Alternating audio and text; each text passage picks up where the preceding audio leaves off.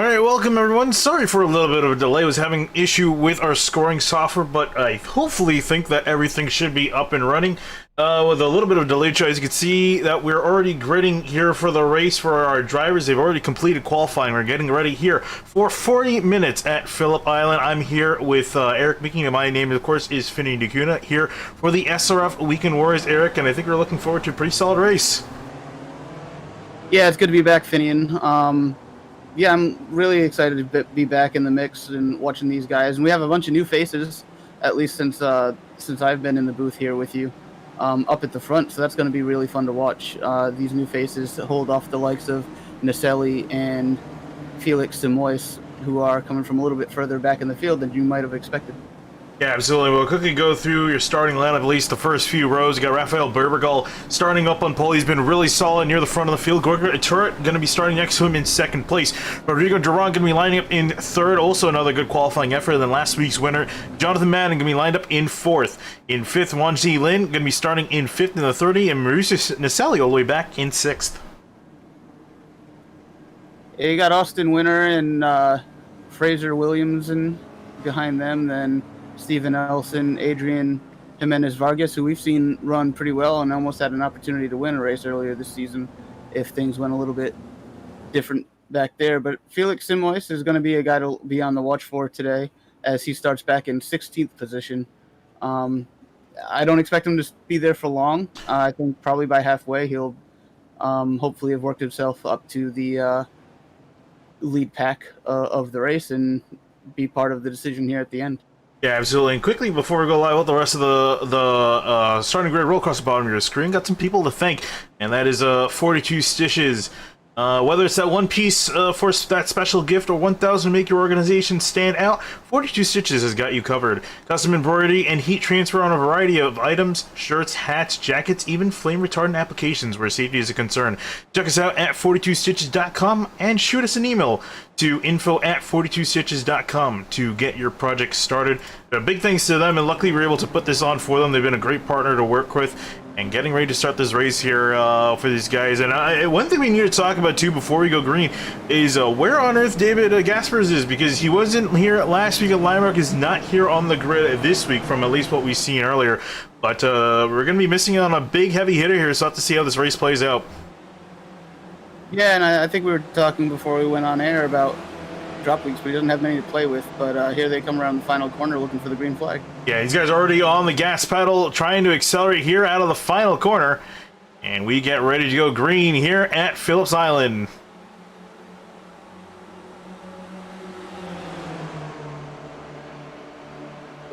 Orderly start, it looks like. Three wide for second place.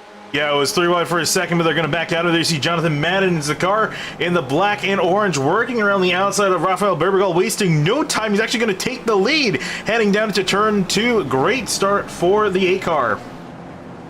Madden apparently liked the look out front of his car after last week and decided he wanted more of that this week. But here comes Berbergal trying back on the left-hand side. Yeah, he's not taking the sitting down. He's actually going to get back ahead of Madden here, the guys in behind. And this we head into Honda, the deep braking zone here, a hairpin for these drivers. A lot of incidents tend to happen here on the opening laps. See some smoke cluster as guys trying to work through the corner. For the most part, it looks like we made it through without any incident. Oh, as I say that, the 415, that is Fabio Analdo going to go around in his car, but get it back in the right direction. Oh, and Gorka, sorry to cut you off, Gorka Turret, he's actually gone around in his car in the 41. Start up in second, going to drop. You can see the number climbing back in 42nd, 43rd as he's still getting up to speed. Have this snake of a line of cars coming through these left and rights of the flowing Phillip Island circuit here. And yeah, these guys getting single file down into MG is the name of this corner. Not sure why the corners are named the way they are. I know 2 of them are after manufacturers, being Honda and MG, but as they come here, rounding out of the final corner, it's going to be Berbergal in the lead, and then Jonathan Madden in second, Rodrigo Duran in third. And actually, he's got a mirror full of Fraser Williamson in behind. Yeah, here we have Madden trying to get the draft on Berbergal for potentially an attempt into turn 1. The sweeping right-hander, not much of a break zone, so it's very hard to make something happen if you don't draft up beside them well before the entry and turning of the corner. You have to be very careful also riding the bumper of a driver in front of you. If they brake too early, you're going to pretty much send them flying off the track, but they're going to keep it calm and collected up near the front. We can see a bit of a 6-7 car breakaway near the front of the field. Of course, Mauricio Naselli always in the mix. I didn't get the win last week at Lima, but ran pretty well, which has been his forte this season, leading the points dominantly. And continuing that charge up front, up ahead, you can see Williamson and Duran working at it for third place. Still, neither driver giving up. Yeah, Naselli is up to 5th position. We're slowly working his way to the front. I expect he's going to find his way to the top 3, probably tack right onto the back of Madden and try to set himself up to be in the decision later in the race for the win here. We should be looking for pit stops around halfway through the race, so about 20 to 22 minutes or so, and that's going to be another up in the air as far as when these drivers make that decision to make that stop and who comes out on top. Yeah, you can see the 74 there going off track just a little bit, was able to keep it on, and that's a tough section MG, that hairpin on the back half of the course. It's a very tricky corner to hit because you're coming up and over hill, then down a hill into a heavy braking zone, and with these ladder cars, not the end of the world. It's not as bad, but could definitely be a lot worse. See Madden all over the back of Burble, giving him a bump draft. You find yourself in a lot of trouble very quickly coming over the crest of that hill, trying to get yourself stopped and slowed down and be able to hit the line. It's a very easy mark to miss, that right hand hairpin at the bottom of the hill. And from what we've seen with this group of drivers, Eric, I gotta ask you, would you rather be in Burbergall's position or would you rather be in Madden's position? Honestly, I'd be happy if I was either one of them right now. I think they've definitely calmed down from when we saw Madden go 3 wide and take the lead on lap 1. I think they might be in the mindset of trying as Naselli deep on the brakes to try to get 3rd place away, but I think they're in the idea that if they just play nice with each other and don't hold each other up, that maybe they can pull away from 3rd on back and settle this amongst themselves later on. And speaking of back, further back in the pack, a big group of cars. These guys were double file heading into the first hairpin on the track, and still very much sideways and duking it out. Leading this group of drivers is Tony Race in the 007 machine. He's got the 56 of Steven Elson in behind, and many guys in back, especially some notable drivers too. Felix Simoes has 2 wins to his name this season, one of them at Zandvoort, the other at Donington, if I'm not mistaken. Doing pretty well for himself, up in 11th place. Yeah, we've definitely split the field into the top 7 and then everybody else, and Simoes is stuck 4th in line in that second pack on the field. It's going to take some work to break through those 3 cars ahead of him and be able to start running down the group ahead, but there's enough time if he can do that in the next couple of laps. Look at the run that he's got heading on the straightaway. He's going to go throw it up the middle, 3 wide down the front stretch with a huge run. Yeah, or he could do it in this next straightaway too. That's always a possibility. Yeah, let's see, he's going to be on the outside of Antonio Race. It's going to be tricky. That does set him up on the inside for the next corner, so that is a textbook Phillip Island move to make. Ooh, even though it puts you on the off track is Antonio Race out in the gravel. Gets it onto the grass. Does he keep the momentum going? Indeed he does, but gonna drop. Rejoining back here, but he has lost many positions in the process. We'll take a look quickly at what happened. There's, I think, some contact between himself and I want to say that was the 4 of Mitch Weatherly that got into him. Oh, actually, that might have been from behind. You know, Steven Nelson, that might have got into him right on board with the 56. Steven coming here through turn 1. Then behind Weatherly, then he's going to come to the outside here, entering turn 2. And actually, there might not even been any contact at all. I think he just got loose. And, you know, Eric, is that corner that tricky that you can find yourself getting loose even in a Spec racer Ford? Yeah, I think when we go back to Interlagos, you can tell that these cars were a little bit little bit tail happy and it could be difficult to handle in quick changes of direction. So yeah, I think very much so. If you push it just a little bit over the edge and or fall behind in the steering of the car, you could get it out of shape. And he was lucky he didn't turn into anything bigger, but it's definitely not going to be happy with that outcome. And we've seen many familiar names inside the top 5, at least for this race. Pretty much all the guys that were running in the top 5, starting the top 5 are still running there. Williamson throwing it up the inside of the 10 of Duran. And this is looking very much like a pack race, even more so than what we've seen at some other tracks this season. And why do you think that might be, why do you think we're kind of seeing that here at Phillips Island? So in my experience here, it's usually been in GT3 cars, and you don't get this kind of pack happening, but that's because there's a lot more as you see some three-wide time, a lot more off-throttle time and heavy braking in those cars around this track than you have here with these cars and these Spec Racer Fords. So I think that's probably playing a role in this, is just that they don't have the speed to necessitate as much change in pace between accelerating and decelerating. So you're able to stick on, and the draft is going to make a much bigger difference for these cars than they would in more higher-powered cars like that. So even though there are a lot of turns and there's a lot of twisty bits on this track that are really fun to navigate, a lot of them are medium to high speed, and so that's going to keep the draft working itself through the field, as opposed to in heavier or faster cars where the separation is going to be more. It's either a leading pack coming back into the front straightaway. Effectively 7 cars, see a lap car there and behind them as well. But it's then looking to now the second pack that's being led by Mitch Weatherly and Felix Simoes, trying to draft up in behind him, and then a bunch of other cars in behind as well. And for the most part, the field's kind of sorted themselves out into these kind of nice, neat packs that we've been talking about up here for the leaders. We're 10 minutes in. Yeah, Weatherly and Simoes definitely feel like they have decided that it's more important for them to play nice together to try to run down the top 7 than it is to worry about which one of them is leading between the two of them. They've done the job of breaking from the pack behind them. Now it's time to get to work on closing that gap. You can see as Simoes is looking to make a pass, he actually gets it done on Weatherly, and Weatherly notably didn't fight, so I think they are kind of trying to do this leapfrog maneuver, using the draft to kind of bring themselves back up to the leaders.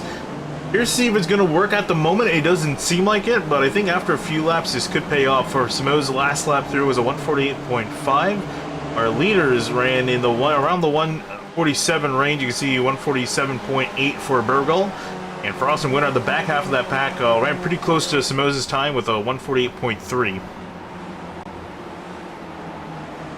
Yeah, they might need some help from this pack up here, getting a little bit out of shape. But, Madden deep on the brakes, almost running into the back of Burbegal down into that tight right-hand hairpin before you have a pretty awkward transition into the final left-hand corner that turns into this big sweeping left back out onto the straightaway. But I will tell you one thing, it's a lot of fun when you get a perfect line through these last couple of corners and then have all that speed built up going into turn 1. You can see Madden with a great run down the front straightaway. The 74 of Williamson, he's lined up in behind. I thought he was going to make it 3-wood. He's not. Maybe going to have a look now as Madden peels off to the left to take the corner, but not quite. That 74 going to sit in line. Oh, and dips a wheel off the track as well. You got to be very careful with the grass. Yeah, the slightest touch on the grass, as we've seen throughout this season, is going to send one of these cars around. So you got to be really careful on those kind of maneuvers. You can see Berbergal fighting for that second spot back, going to pick it up from the 74 Williamson. Duran also lined up in behind, trying to have an opportunity to make a look, but not quite going to get it done by the time they get to the hairpin. Looking back at Felix Simoes, they actually are making up some time. They ran about 0.3 seconds faster than the rest of the pack, so they're starting to catch back up. They're not out of this just yet.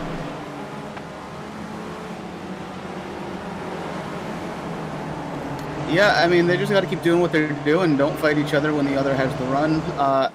One thing I think is important to bring up that we've seen happen a few times already this season is when you get to the point of pit stops in this race, being in a pack can really affect your in-lap and your out-lap pace and create a big disparity between where you fall out, where you re-enter the race on the other side of the pit stops, and what kind of ground you make up. So being by themselves back there, they can focus on putting good lap times in and then making that pit stop, whereas these guys have to manage the traffic and each other, particularly when it comes time to make decisions to pit.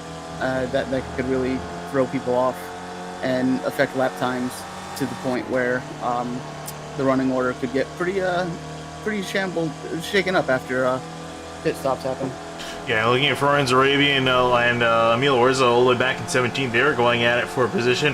Oh, possibly of note, interestingly enough, Felix Simoes is down on pit road. Do you like this call? I think I like it if he can make it to the end from here, and I'm not quite sure. This is a bit earlier than I think we were expecting for pit stops to happen, but I do think that a couple rounds ago they did increase the fuel capacity to open up that window, so he might be able to make it from here, and if so, then I do like the move, because in the perfect world he'd be able to get out and run by himself and focus on only himself rather than trading position with Weatherly as he was. Yeah, he's got spat out back with Ryan Bell in the 540, and behind him the green, white, and orange car. So effectively has some clean air to work with, at least cleaner than what he was dealing with, to make up some ground. And I think, as you're saying, I think he should be able to make it on gas. I can't imagine he would pit this early without realizing that he wouldn't be able to make it to the end. So I think he's covered his bases. I would hope that he has, because that would really ruin a solid finish that he's lined up for. Yeah, he doesn't seem to be the type of driver to make that mistake. That'd be pretty out of character. So he must have been able to do the math, figure out he can pit now. He just decided to get it over with, focus on running the rest of the race as hard as he could, while the rest of the pack that he was trying to chase down are going to be doing exactly this, running all over each other. It looks like some potentially bump drafting down here on the front straightaway. And, that when you're running in traffic, it's going to throw off your lines and your marks and potentially lap times as well. So we'll see how everything plays out when this front group starts to make their stops. Yeah, and especially too, we talk about the draft as well. Do you think that he's going to be missing out on that, or do you think that the cleaner air and just not having to deal with traffic is going to be more important? I think he will definitely be missing out on some speed with not having the draft, for just how much time there is full throttle or mostly full throttle here with these cars. Not having that draft is really going to be a hindrance for him, but I think the option he's hoping for is that them running in a pack up here slows them up over the course of the next few laps until they pit, that overall he's going to have had better lap times. And we'll definitely keep an eye on Simoes as he works his way through the order. Now that he's completed his pit stop, he can only really go up from here, and we'll keep an eye on to see if that strategy is going to be the winning one. If not, at the very least, get him back up in the mix. And I think a really big thing, too, talking about pit stops as we're getting closer and closer to halfway through this race, is just making sure you don't make a mistake, because we've seen a lot of guys making small little errors, or if not, just taking too much gas or spending too much time on pit road.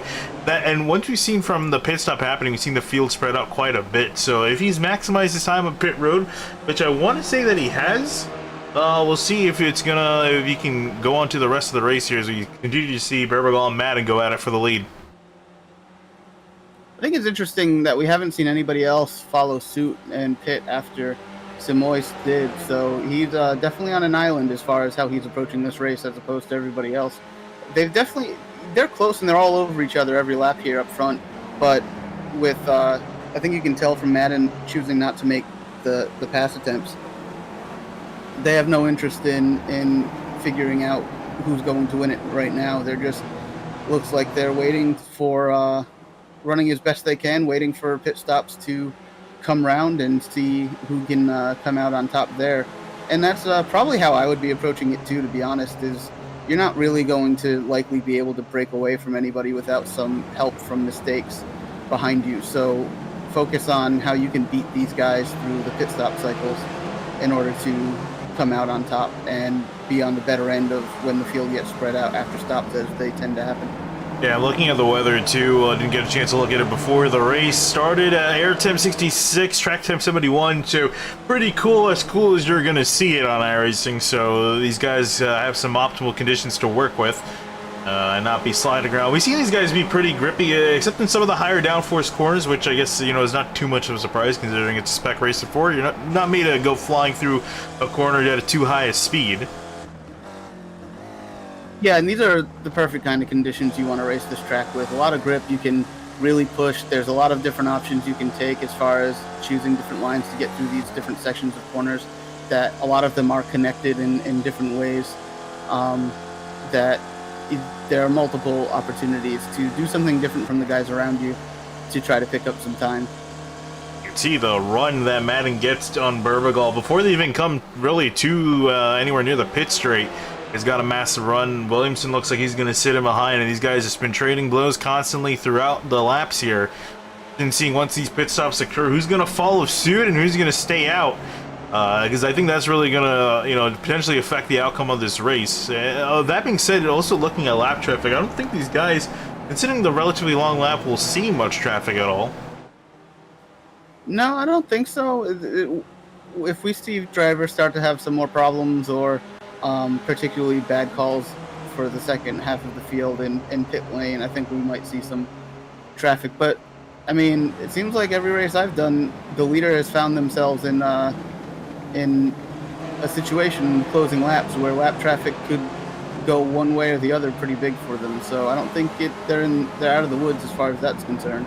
But right now, you just can't think about it. You just got to put in the best laps you can right now.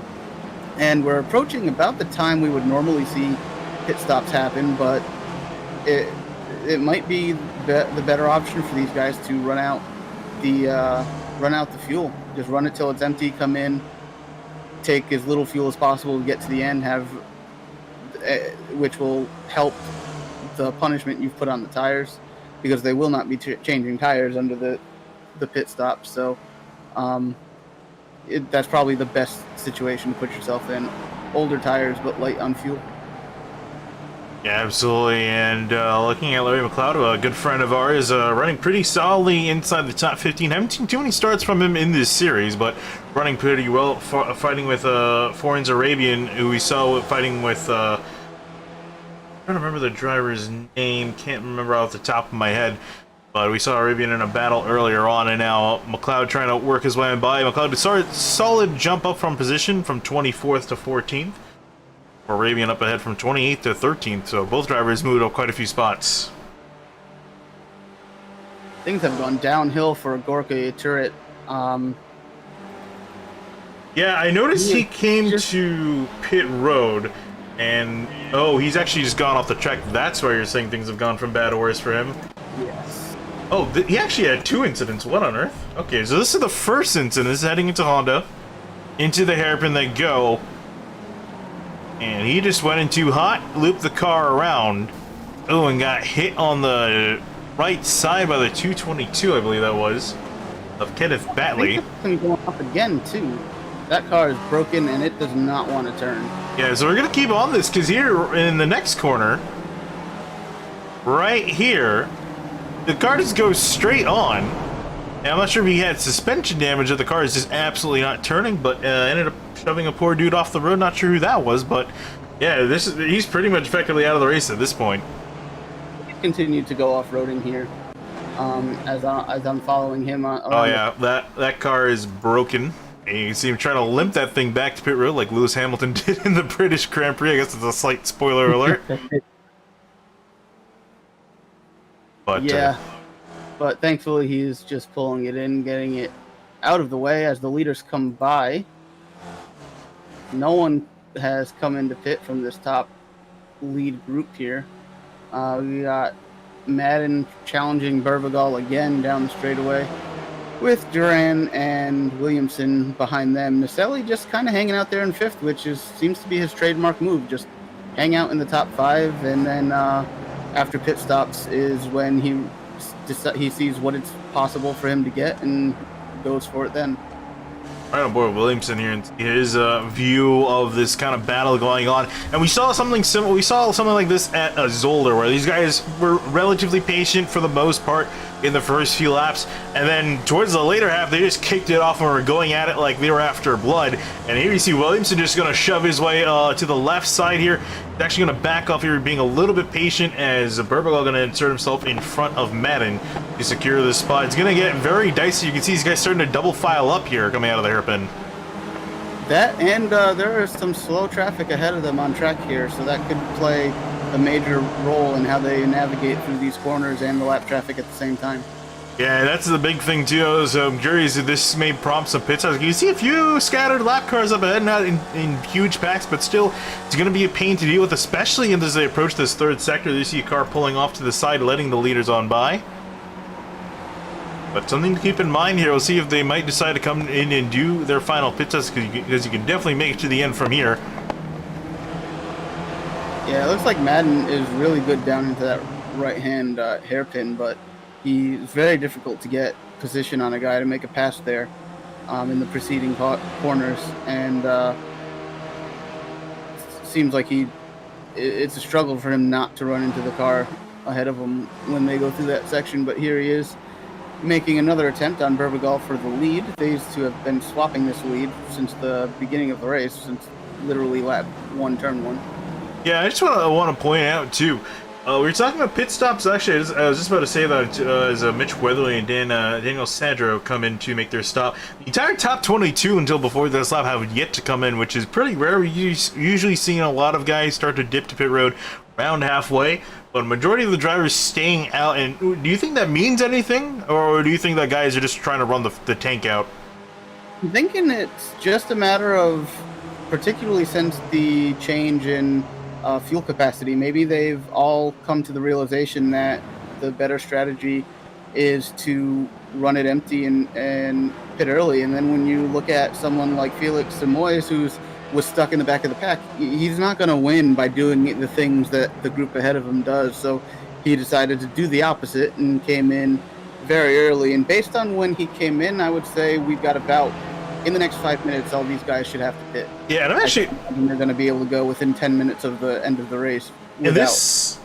sorry to cut you off. This is something really intriguing here. Last lap for Felix Simoes, 147.9 to Jonathan Madden's 148.4. And remember, Simoes was not too terribly far from our leaders, only a few seconds off. And if he's been putting in some solid laps, which I think he has been, he's not had to really worry about any traffic to deal with, any competitors to fight with, he could very well inherit the lead here. By the end of the race. Actually, in fact, we could check that out here. The pit delta for these drivers is looking to be around 33. As you see, a bunch of our guys come in from the lead. I think Williamson stays out of the lead group. Almost everyone else is going to be coming on into the pits. But as I was saying, the pit road delta looking to be around 35 seconds. For Simoes, he's about 40 seconds in behind. I'm not sure if that's enough, but you see, look at all these guys coming on to pit road as one big group. Interesting thing here is seeing how are they going to come back out. It was Madden leading them in as they all get service to their cars. Question here is, who is ballsier than the others and going to take just that little bit of less fuel?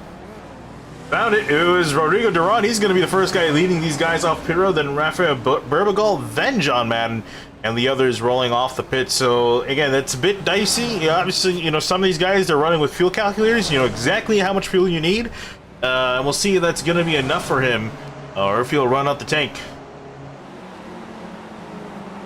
Yeah, but the important thing is, in the top 3, maybe 4 cars here look like they might be able to come back and rejoin as a pack, but the top 3 have definitely separated themselves from the other 4 that were in that group of 7, and that was big for Duran to be on the better end of that, coming out up front. Now he's put himself in position to fight directly with Madden and Burbagal for the overall win here.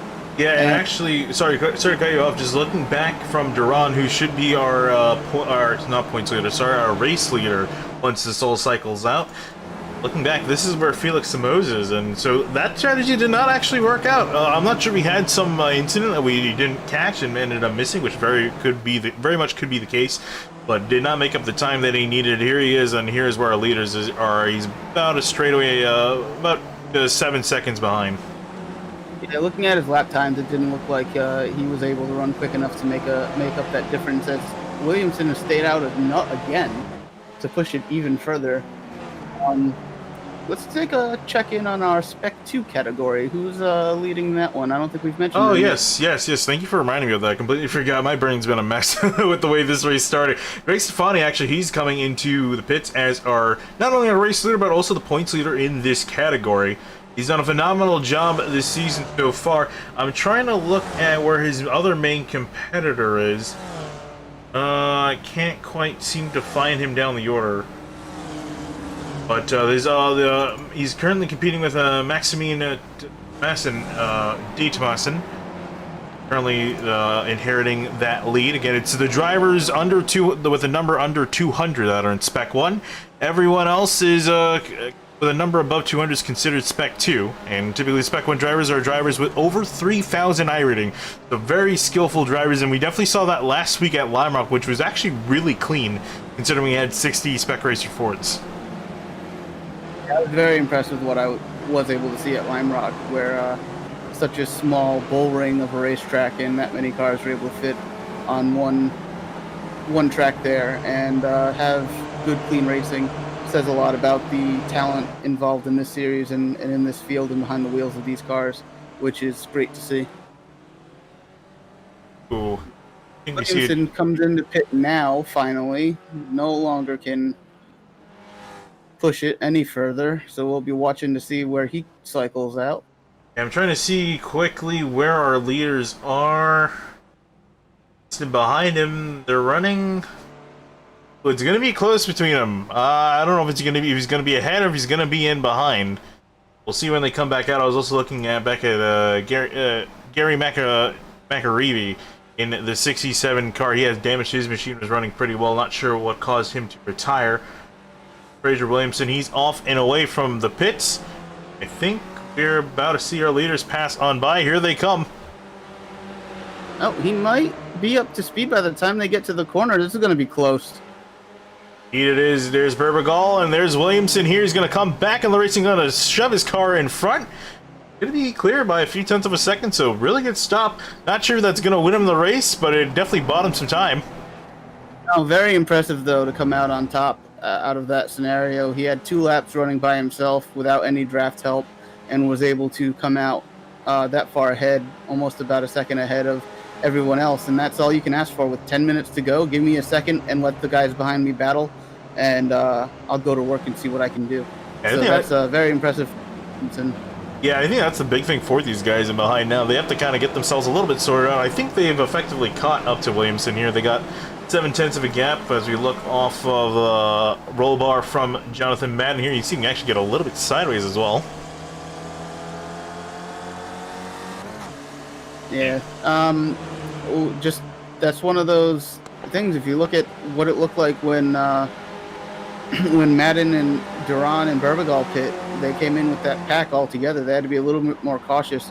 Williamson was able to come down pit road by himself, had nobody else to worry about but himself, and I'm sure that played a huge role in him coming out on top after this pit stop cycle. But he's been able to kind of maintain that gap, so we'll see if those 3 behind him can come together and find their way up to challenge him before this race is over. But under 10 minutes to go, just about 9 minutes now, and I don't think this is over. This is going to be far from over. Got lap traffic still playing a part in things. Looks like we're going to have another close battle.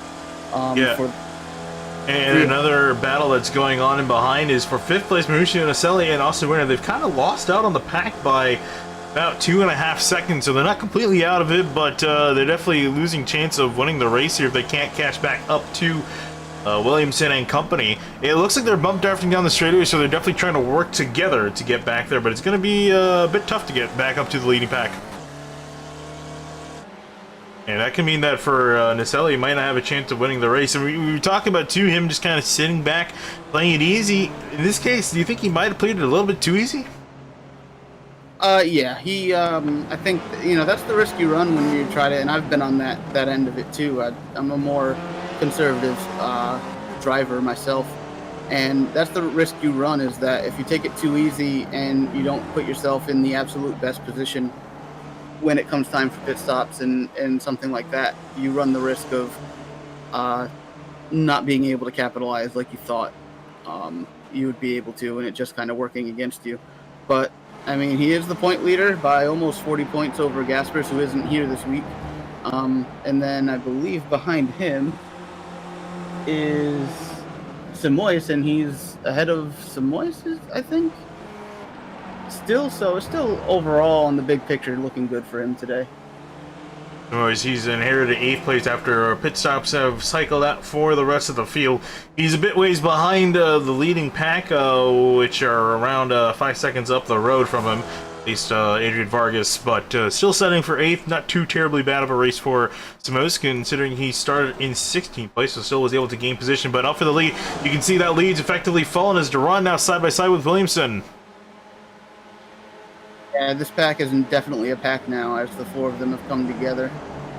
And I expect no one's going to be holding back now, I don't think. If you're running in 2nd place, I don't think you can hold back, because the guys running in 3rd and 4th are not going to be doing that at all. Yeah, we saw a lot of give and take earlier on with drivers, especially heading down into turn 1. You've seen that 3rd place guys typically back out from the lead, not throwing any punches. But now all bets are off. Speaking of which, you can see with Berbagal, a great run around the outside here, heading into the hairpin. Does he make it 3 wide into the hairpin?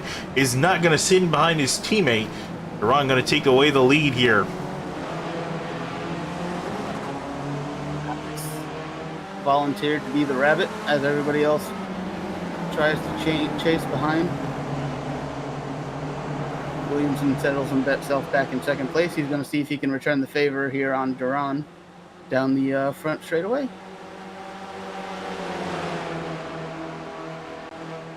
And so now looking out as they head into the left-hander into the 2nd hairpin on the track. Run up the hill. You can see for these guys a blind crest down into a braking zone. And it's so tempting to throw a car up the inside. Almost has a look on the 74, but not quite gonna get there. And then we have this run down to the front stretch here. We got estimated 3 laps to go left in the race. And yeah, as you're saying, I think right now all bets are off to see if any of these guys dare lift heading down to turn 1, because I don't think you can afford to. No, and what's really important is that when we just saw Barbagal almost making that move down in that hairpin, that's going to happen. As one of the few heavy braking points on this track, it's one of the few places you can outbrake somebody and make a pass. That's going to happen. Whether they both come out unscathed or not is a different story and remains to be seen. But these guys are driving too hard right now to not expect someone to make that dive move. Was there a little bit of contact between? No! There might have been some contact, and many of the drivers in that pack wrecking out. You see Williamson out in the grass, and Duran also. Oh, sorry, not Duran. I'm trying to see who else spun sideways. Not sure who it was. We'll take a look at that. And again, we're talking about everything going down at some point for our leading group. Saw it right there. And that worked out perfect for Madden. This has put the race squarely in his hands to take to the end, but back in 2nd place, and go back and erase what we were just saying a few minutes ago about this race not working out for Naselli, because here he is sitting in 2nd place now. And here's another look back at this is from Williamson's point of view. Ended up hitting the 23 of Berbagal. That might have been enough to upset his car. Williamson went off the track, and then Duran also went sideways trying to avoid him. So a big mess up from a bunch of cars, but as you're saying, as we go back up to the lead, it's Naselli and up into 2nd place, Austin Winter in 3rd, and John Madden looking to win another race yet again. Again, one last week at Lime Rock Park. Got a 1.6 second lead to deal with between himself and Naselli.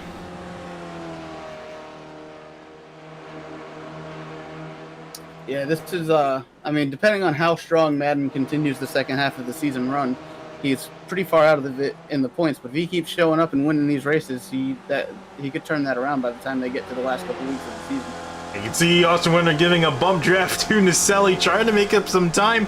And, you know, it's been working. They've been making up a few tenths down the straightaways up onto Madden. I just don't know there's enough time left in the race. And we're looking at these guys getting 2 laps to go this time by. Yeah, I don't think there's going to be enough time, but it's all that they have left, as now you see Winter taking the opportunity to go around Naselli for second place. I think he's cleared of him. Barbagol follows through to clear for a third. He make a move on Austin Winter here as they head to the hairpin. He's looking out right just a little bit, going to stay in behind 033, and for Naselli also going to be a little bit ways back. And for Madden, what does he have to do at this point? He's just got to keep hitting his marks. He's run pretty much the perfect race. A very David Gaspers-esque race, if you ask me. And he's made all the right decisions. He was in the right position when everything broke loose a lap ago, and the other 3 he was fighting all had their issues together. And it's that kind of decision making, that kind of quick acting that is going to get you race wins when you're in the middle of heated battles such as they were at the time. As they come here towards the final corner here, ooh, we might have another lap here. Yeah, definitely gonna have another lap here as the time ticks down now is way about a full lap. Amount of time it takes a full lap, 148 is what it takes to do a full lap here at Phillip Island. They're approaching the start-finish line now, so now it's gonna be 2 laps to go.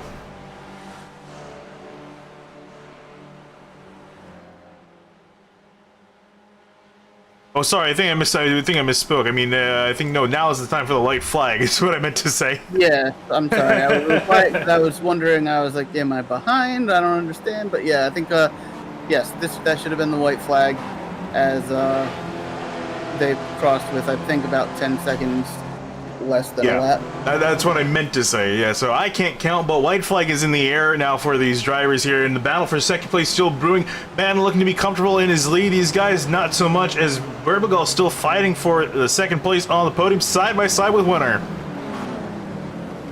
It's like he's going to get that pass completed, and it's going to be difficult for Winter to find his way back around Barbagol before they get to the start-finish line, but he's going to take any opportunity he can get to take that second place finish home. But he's got to be careful because Naselli's sitting right on his bumper looking for another podium finish. Yeah, this is still not over yet. They have the MG hairpin to deal with that as well, and we can definitely see a move from Winter here right on board with the 033. I mean, you pretty much have to try something now at this point. You only got a few more corners. Up and over the hill they go, and doesn't look like he's going to make a move into the hairpin, maybe try to set something up out of it. Not quite going to get anything, but up ahead for Jonathan Madden, rounding out which should be the final 2 corners. Ran a really solid race, has been up near the front the entirety of it, and made it through that little mess we saw in the second half. He comes out of the final corner, he will win here at Phillip Island. Picture perfect race here for Madden as he crosses the finish line to take his second win in a row. And at the line, it's going to be Barbagol ahead of Winter just by a few hundredths of a second, 900s to be exact. Richie Naselli going to have to settle for 4th place. Fraser Williamson in 5th. Rio Duran in 6th. Adrian Vargas going to finish in 7th. Felix Simoes back in 8th. Daniel Sanders just came across the line in 9th. And it looks like it's going to be Michael Domek that'll be rounding out our top 10 finishers. Another solid win for Madden. Another solid week for the championship for Naselli, as he's beat everyone close to him in the championship battle. And I think we're just crossed the halfway point of the season. So that's big news for him. And another very good race. Yeah, really solid race, especially for Madden too. And he is a bit ways out of the points, but I mean, if he keeps having runs like this, he's also got some drop weeks to work with as well, considering he completely missed out on some rounds. So that might also play into his favor, especially if he can keep this pace up. A little bit surprising we didn't have Felix Simoes make more of his presence felt here. It looks like he came home in a 13th position after starting 16th, so things just didn't fall his way after that off-strategy decision at the beginning of the race. Oh, do you have him listed back in 13th? I have him listed in 8th. See the results say anything. Like, this could be a error on my timing software. Oh, it very easily could be on mine. The iRacing timing has him on in 8th, so that's my mistake. Looks like he is 8th place, but still, I think an underperformance compared to where he would have wanted to be, and you can trace that back probably to not getting the qualifying lap he wanted, which is very important when you've got over 50 cars and 15 minutes to get a lap in. And with that, we're going to quickly cut to a break. We'll grab some drivers from you, especially a Madden Burbergal winner, and maybe a few more as well to talk to. But don't go anywhere, we'll be right back.